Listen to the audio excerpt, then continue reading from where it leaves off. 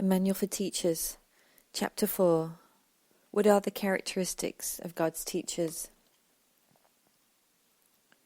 The surface traits of God's teachers are not all alike.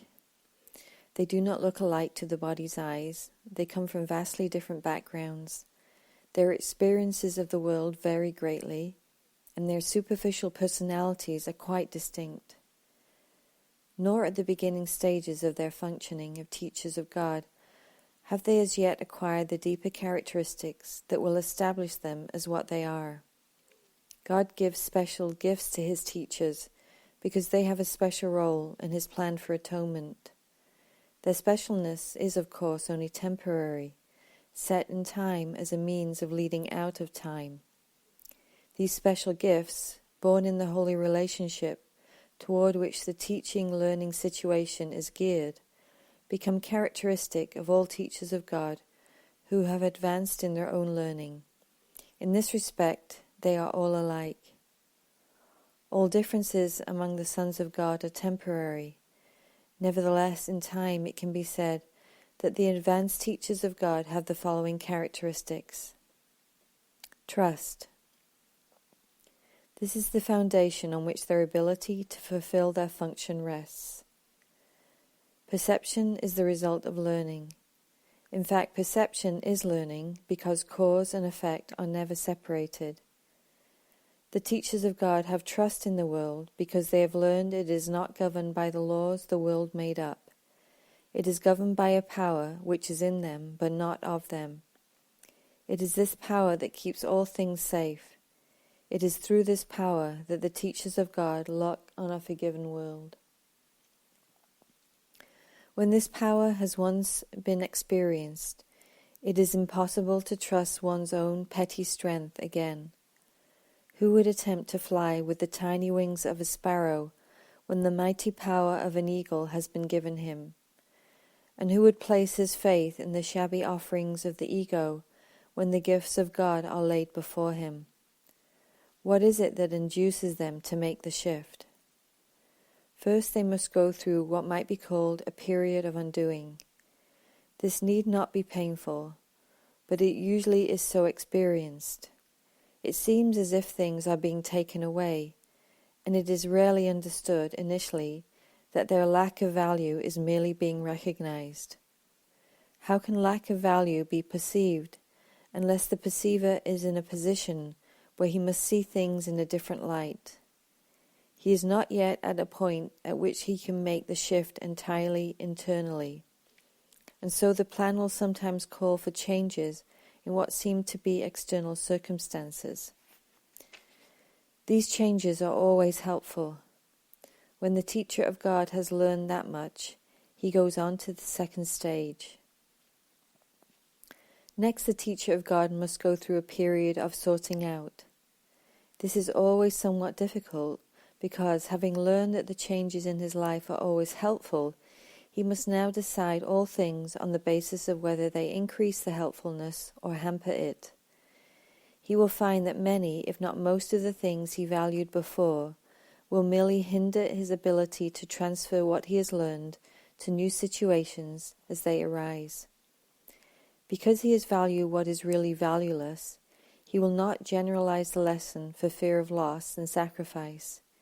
It takes great learning to understand that all things, events, encounters, and circumstances are helpful. It is only to the extent to which they are helpful that any degree of reality should be accorded them in this world of illusion. The word value can apply to nothing else. The third stage through which the teachers of God must go can be called a period of relinquishment. If this is interpreted as giving up the desirable, it will engender enormous conflict. Few teachers of God escape this distress entirely. There is, however, no point in sorting out the valuable from the valueless unless the next obvious step is taken.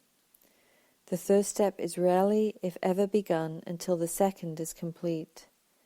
Therefore, the period of overlap is apt to be one in which the teacher of God feels called upon to sacrifice his own best interests on behalf of truth. He has not realized as yet how wholly impossible such a demand would be. He can learn this only as he actually does give up the valueless. Through this he learns that where he anticipated grief, he finds a happy light-heartedness instead. Where he thought something was asked of him, he finds a gift bestowed on him. Now comes a period of settling down. This is a quiet time in which the teacher of God rests a while in reasonable peace. Now he consolidates his learning. Now he begins to see the transfer value of what he has learned. Its potential is literally staggering, and the teacher of God is now at the point in his progress at which he sees in it his whole way out. Give up what you do not want and keep what you do. How simple is the obvious, and how easy to do. The teacher of God needs this period of respite. He has not yet come as far as he thinks, yet when he is ready to go on, he goes with mighty companions beside him. Now he rests a while and gathers them before going on. He will not go on from here alone.